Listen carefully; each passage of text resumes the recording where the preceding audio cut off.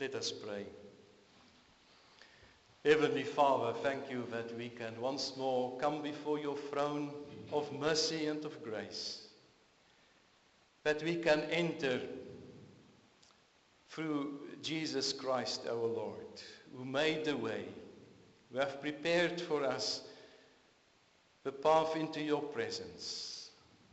That through his precious blood we can enter into the holy presence of God. You, the Almighty God, the Sovereign God. We come to worship you this morning. We want to thank you that you have given us the grace and the mercy to hear the gospel of salvation. Even this last Easter weekend, once more we were reminded of your love. Coming to this world, loved the world so much that you gave your only Son. But whosoever will believe in him will have everlasting life. Lord, we come this morning because we want to be in your presence. We want to hear your word. And we ask, Lord, that you will speak to us, that you will be present. We have gathered in your name. And we ask you, Lord, to be present and to bless us so that we can meet you. Amen. Our gospel reading this morning from Matthew chapter 13. Matthew chapter 13, I'm going to read verse 1 to 9 and then 18 to 23. We're studying, starting this Sunday with a few parables out of this chapter. I think there's 7 or 8 parables in chapter 13. And this morning the first one, maybe the longest one, but a wonderful parable of the sower. Read from verse 1. The same day Jesus went out of the house and sat beside the sea. And great crowds gathered about him, so that he got into a boat and sat down. And the whole crowd stood on the beach. And he told them many things in parables, saying, a sower went out to sow. And as he sowed, some seeds fell along the path, and the birds came and devoured them. Other seeds fell on a rocky ground, where they did not have much soil, and immediately they sprung up, since they had no depth of soil. But when the sun rose, they were scorched. And since they had no root, they withered away. Other seeds fell among thorns, and the thorns grew up and choked them. Other seeds fell on good soil and produced grain, some 100-fold, some 60, some 30. He who has ears, let him hear. And then verse 18. Hear then the parable of the sower. When anyone hears the word of the kingdom and does not understand it, the evil one comes and snatches away what has been sown in his heart. This is what was sown along the path. As for what was sown on the rocky ground, this is the one who hears the word and immediately receives it with joy. Yet he has no root in himself, but endures for a while. And when tribulation and persecution arises on account of the word, immediately he falls away. As for what was sown among the thorns, this is the one who hears the word, but the cares of the world and the deceitfulness of riches choke the word, and it proves unfruitful. As for what was sown on the good soil, this is the one who hears the word and understands it. He indeed bears fruit and yields, in one case 100-fold, in another 60, and in another 30. So far the reading of the word. Now this wonderful parable, well known to us, answers many questions for us about the gospel and the preaching of the gospel. It answers for us the question we so many times ask. Why do most people reject the gospel? Why does the same message that transforms the one life leave another one completely unmoved? Why does the Word of God, which is living, which is powerful, seems to bounce off some hearts without leaving the slightest impression, while in others it takes root, it produces a big harvest? This parable, and it's one of the most foundational that Jesus ever told, answers questions like that. And the answer may surprise us, maybe. Jesus makes it clear that the determining factor in the quality is not the quality of the message. It's not the quality of the message. Nor is it the skill or the method of those who proclaim it. The seed is always the same. The sower is not the issue. The determining factor is always, and in every case, the condition of the hearer's heart. And that has enormous implications of how we understand evangelism, how we respond to the Word of God ourselves, and how we pray for other peoples who don't believe yet. And the importance of this is something of the heart of the Bible. It cannot be overstated that a person is not measured by outward appearance, what happens on the outside, or religious performance, but it is the condition of the heart. So many times in the Bible, it describes to us the heart of man. And it's a devastating portrait. And the unsaved person's heart is far from God. We see it described in Proverbs 26, verse 23. It says it's wicked. Jeremiah 17, verse 9 says it's desperately sick, the heart of man. It's evil. It's deceitful above all things. Ephesians 4, verse 18 says it's hardened. Romans 1, verse 21 says it's blind. It's proud. Proverbs 16, verse 5, it's rebellious. It's foolish. And this heart, described like that in the Bible, is the soil in which the gospel must fall.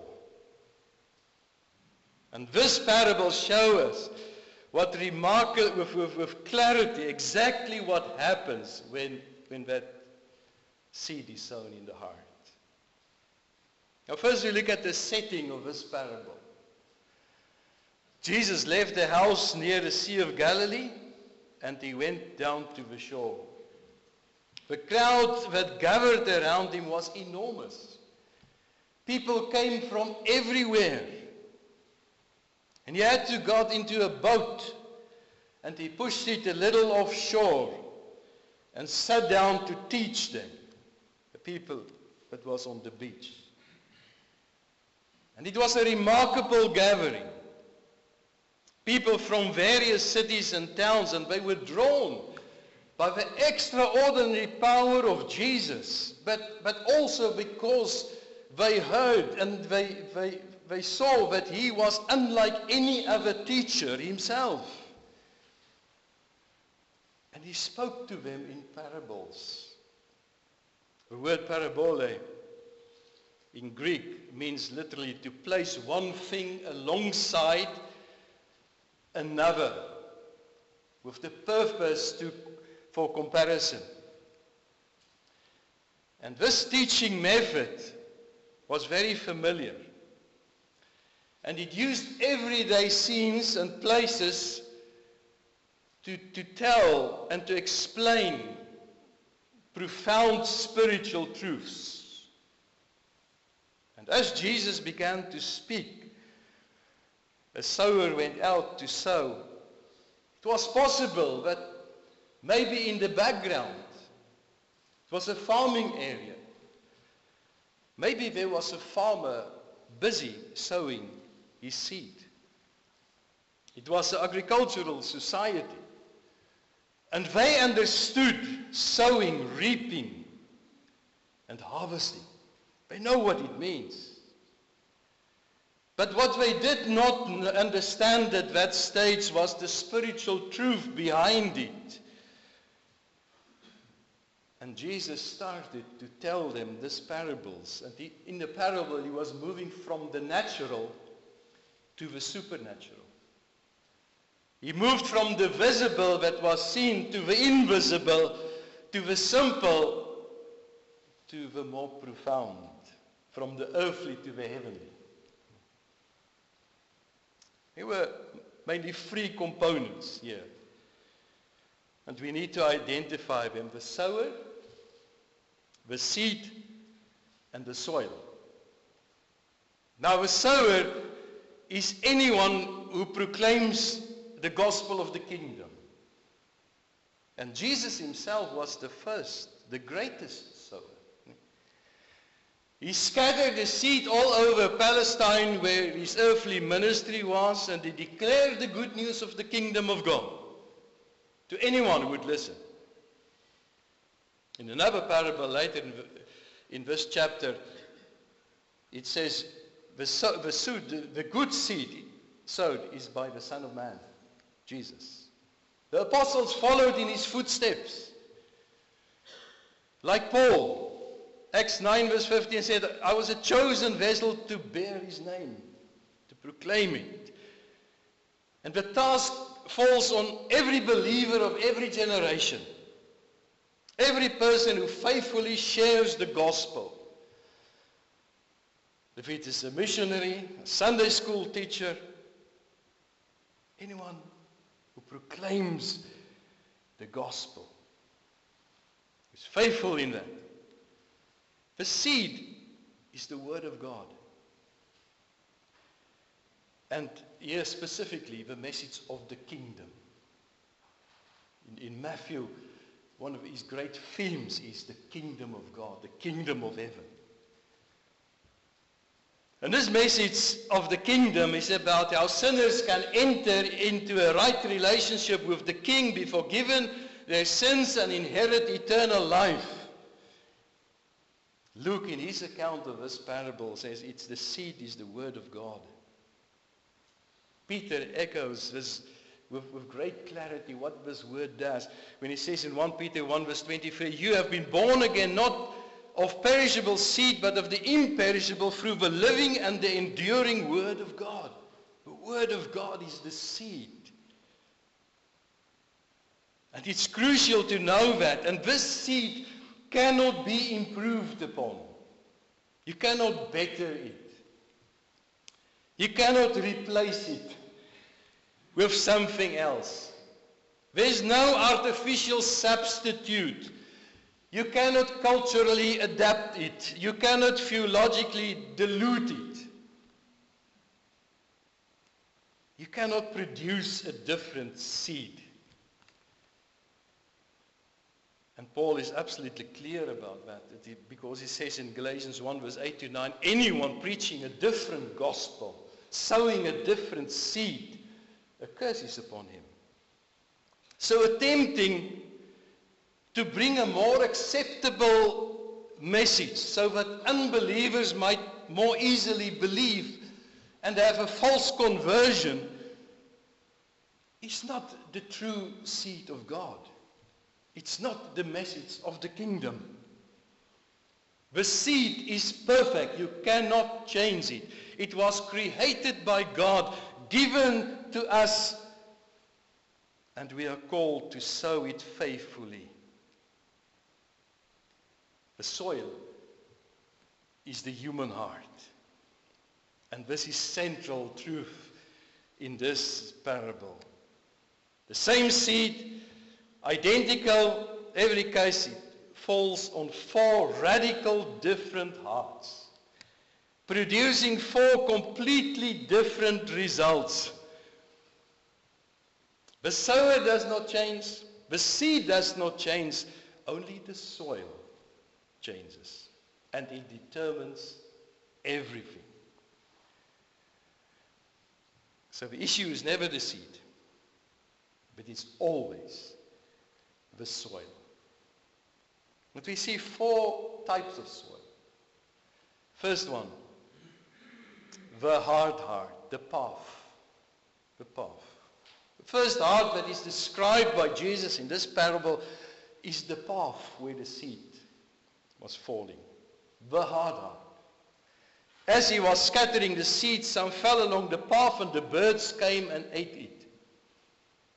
In Palestine, the fields were not enclosed by fences or walls, but smooth and hardened paths was around the edges.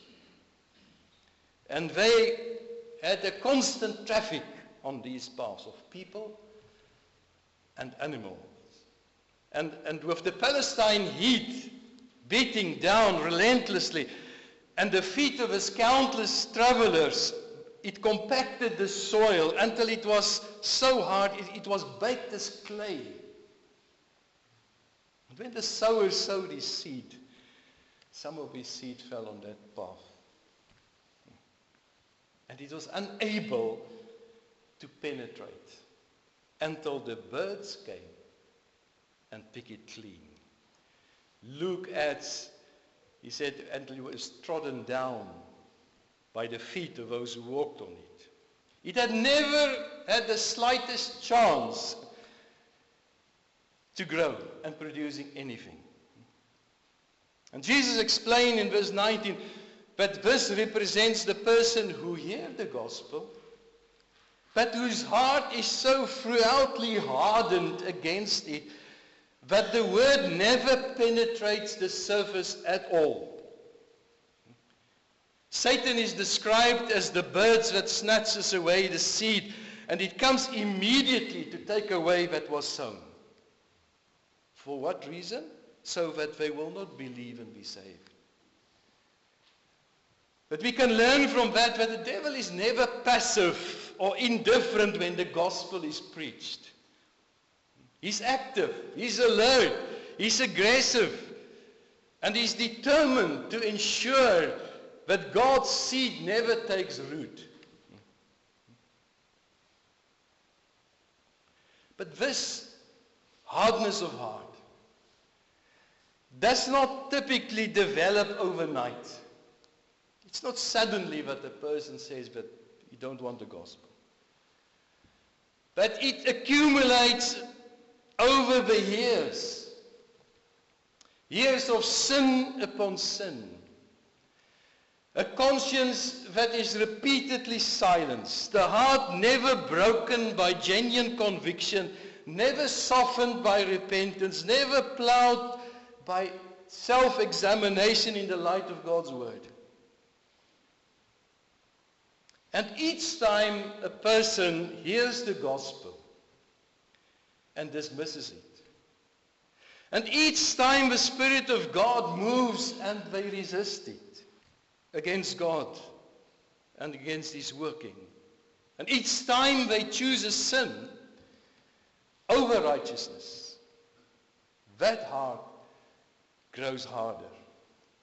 It's like the travelers, more of them, walking on this path. The sun burning more hotter on this clay. And it's a sobering thought. And that such hard-hearted people are not, in most of the cases, atheists or irreligious people. Many of them are actually frequent and maybe highly religious people. They can be people that are even serious about church attendance, their traditions, their moral reputation. And the clearest example of that was in the times of Jesus, when the religious leaders who devoted their lives to the study of God's Word. They knew the prophecies, they could recite the law, they prayed in public, they fasted a lot. They had the truth, they studied it. But when Jesus came, they resisted him. They hated him. And they ultimately crucified him. A religion that never experienced the new birth cannot produce any fruit. And Satan employs many instruments to keep that seed from penetrating the heart. He's active. He's looking for that seed which he can snatch. And he does it in many ways. Sometimes he does it through the influence of false teachers. Many false teachers in the church as well, who define the gospel as something comfortable and maybe non-threatening. It can be snatched away by pride, unwillingness to admit your need to acknowledge your sin. Maybe by fear. You're thinking what other people will think about you. But above all, it's taken away by the love of sin. Because you love sin. And this gospel is exposing your sin. Jesus says in John 3 verse 19, the light has come into the world. And people love darkness rather than light because their works were evil. If you love sin, if you love darkness, you hate the light. The sower is faithful, the seed is good, but the heart is unplowed. And until God breaks it up, nothing will grow. The shallow heart, the rocky ground. Some fell on the rocky places where it did not have much soil. It sprang up quickly because the soil was shallow. The second type of soil is more subtle. And it's deceptive. Because initially it looks very promising.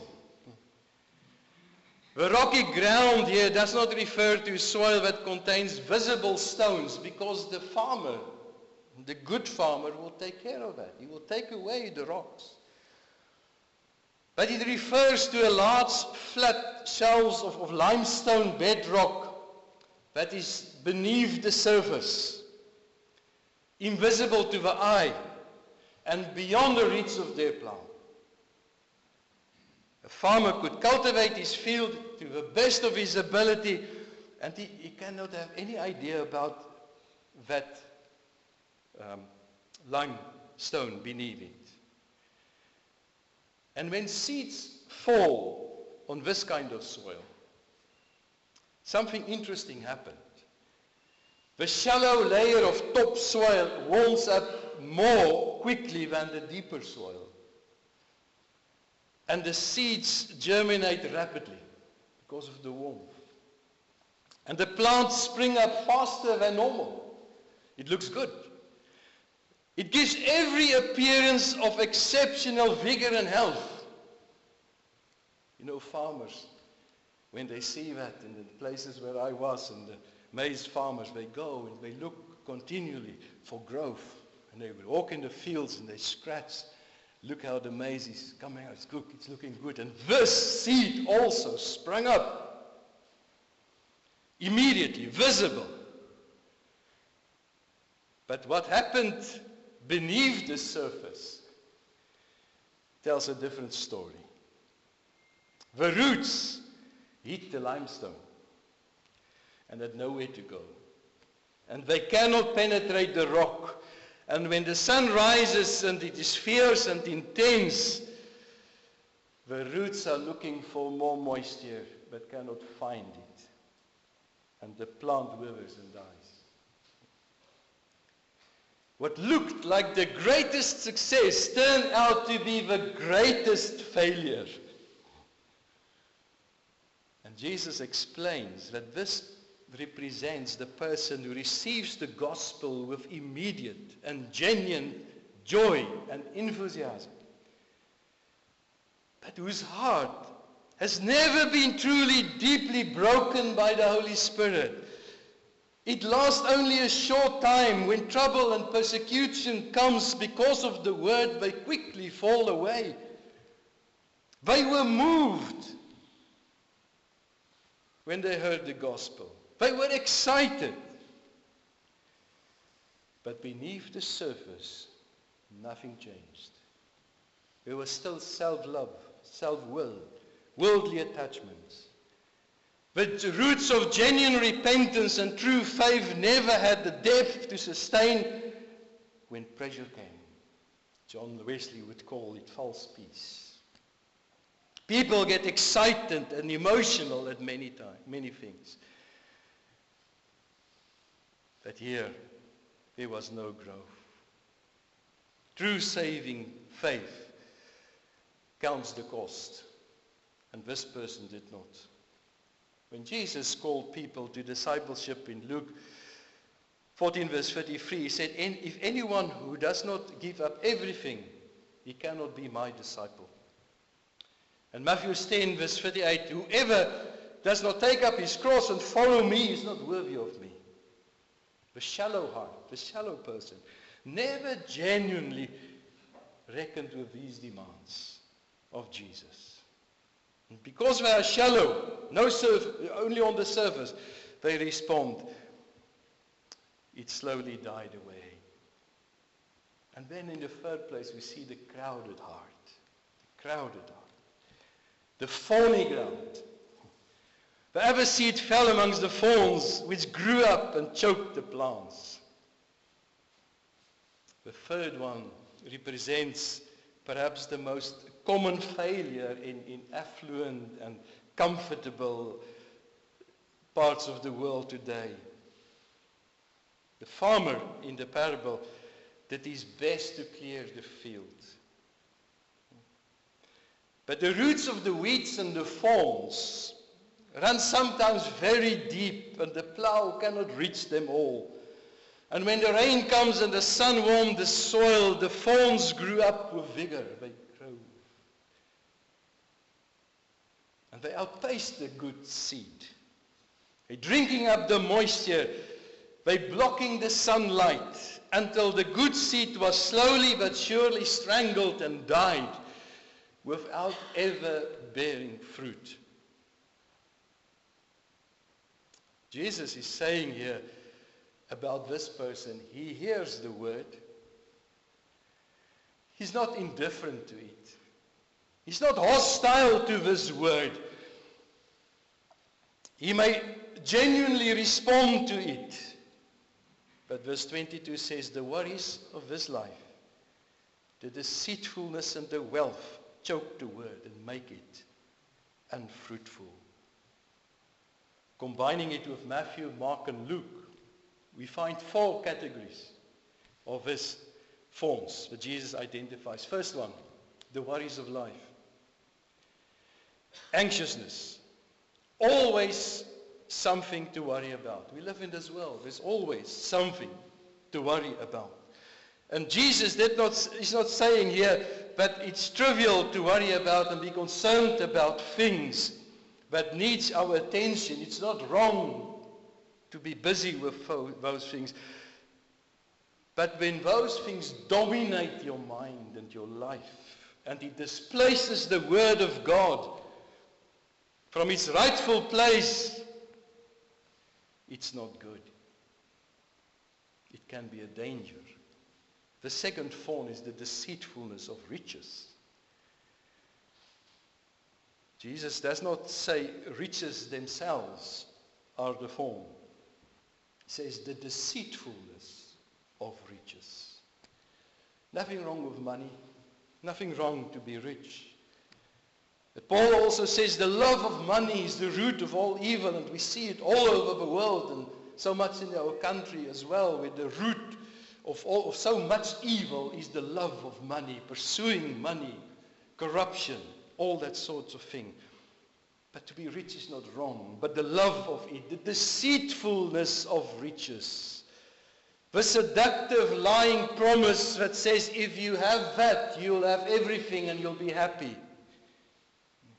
replacing God. The third form, Luke says, it's the pleasures of life. Amusement, entertainment, recreation, comfort. Things that are not wrong in themselves. And maybe in this world, the quantity of those things are more than any other generation have ever experienced. The possibility to do these things and be involved in it. So there's nothing wrong with recreation. There's nothing wrong with rest or with any interests. Because the Bible even says God richly provides for you everything for enjoyment. But the problem is, when these things become not the medicine for refreshment, but to replace God. To replace God. When a person finds more satisfaction, more excitement, more genuine engagement in entertainment than in the Word of God and the things of the kingdom, the thorns is winning. The thorns is winning. The fourth one. In Mark, we find it in his description of this parable. Desires for other things. Almost as a wide category, including any other thing, relationship, goals, ambitions, anything that will replace the kingdom of God. But you don't seek the kingdom of God first. When the world has the heart, the word will be unfruitful. No matter how much of it a person has heard. You can hear the word as often as you can, but if the world have your heart, it won't have the word. And the last one is the receptive heart, the good soil. The good soil. Still other seed fell on good soil, where it produces a crop. 160, 30 times that was sown. A wonderful description of a prepared heart that received the gospel. And the results is breathtaking. A land like Palestine where a tenfold harvest was considered very good. 100-fold harvest was extraordinary. It was beyond belief. And this is the harvest that the gospel produces in a heart that is truly ready to receive him. Matthew says, what does the person do? He understands the word. He understands the word. Mark says he accepts it. Luke says he holds fast to it. He holds fast to it. Together these three descriptions paint a complete and beautiful picture of actually genuine saving faith. The word is not merely heard, it is received into the heart with understanding, embraced with genuine faith, and it is held on with perseverance and obedience through all the challenges and the pressures of life. It's not superficial. It's not only on a surface decision. It is deep, it's transforming. What produces the good soil? The good soil is produced by the plowing work of the Holy Spirit. God does the work. The deep conviction, the genuine recognition of our need, an honest acknowledgement of our need before a holy God by the Holy Spirit. The law of God applied by the Spirit in our lives, our conscience, it does the plow work. It breaks up the hard ground of self-righteousness. The ground needs to be plowed deep. And the deeper, the better. It's so wonderful when the farmers go in with their tractors and they plow that land, and the smell and deep and the preparation of that ground. And God does that. And it produces a variety of fruit. Paul speaks about the fruit of the Spirit. Jesus described it as obedience. If you love me, keep my commandments. John describes it as a love for God and a love for your fellow believers. It is a transformed character. But not every believer bears the same quantity. But everyone genuinely converted bears fruit. Bears fruit. Jesus also said, by their fruit you will recognize them. A few applications maybe for today out of this parable to close. The first one, we must sow the seed generously, without discrimination. The seed, the perfect and the powerful word of God itself, we must sow. It doesn't matter if people receive it or not. Do not be silenced by the fear of what will people think. If a farmer will stop sowing because some of the seed fell on the path, it won't be good. He keeps sowing. Sowing it faithfully. Because he knew that somewhere in the field there will be good soil. There will be good soil. Second one, pray for prepared soil. Pray that God will prepare the soil for the word. Paul says in 1 Corinthians 3 verse 7, neither the one who plants, nor the one who waters is anything, but only God who makes things grow. Pray for God that he will prepare the hearts of people to receive his word. And the third one, examine your own heart honestly before God. Your application. How is my heart? Is it hard? Is it shallow? Is it full of thorns? Or is it the good soil to receive the word of God? What has happened in my life until now? Have I received the word, and is it bearing fruit in my life? No heart is too hard for the Spirit of God to plow. And no soil is beyond his transformation power. The seed is perfect. The sower is faithful.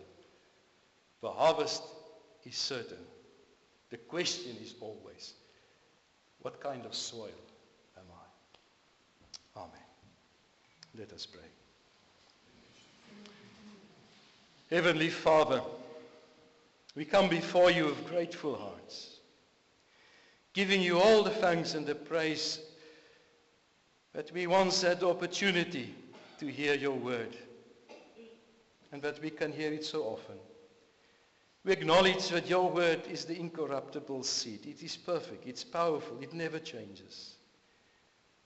And Lord, we know the fault is never in the seed, but with the soil, our own hearts. And we pray today that you will soften any area where there have become a hardness, and give us hearts that receive your message with joy and sincerity, and that we may bear a harvest for your honor and for your glory. Amen.